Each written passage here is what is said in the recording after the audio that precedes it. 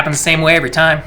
Hey Verlatti, you got a minute? And then a random question pops up like, what is new in NFT land? And have you read any good books lately? Fortunately, I have, and we're gonna talk about this one today.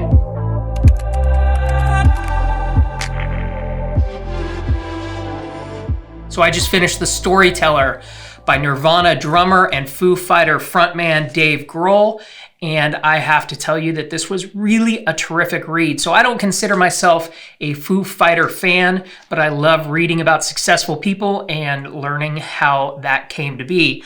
So it goes all the way back to the early days when Dave was teaching himself how to play the drums. He had no drum kit and he also had no formal education, but what he was able to do was he was able to listen to a piece of music and figure out what the drummer was doing and then replicate those movements and those sounds. And it was really, really cool.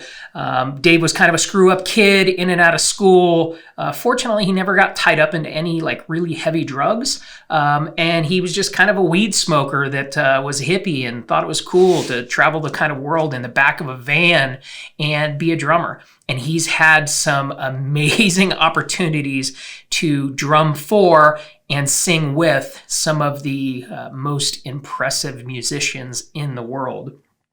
You know, kind of side note is him and Paul McCartney have become really great friends, and he's stood in with Paul McCartney and his band a couple times on Saturday Night Live and some other things, also playing for the President of the United States on the 4th of July celebration out there on the front lawn.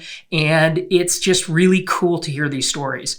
So if you are looking for a great read, maybe over the holiday time, you want to slow down, you want something that's not going to be too hard on the old brain, let me recommend Dave Grohl, The Storyteller, Tales of Life and Music. I know you won't be disappointed.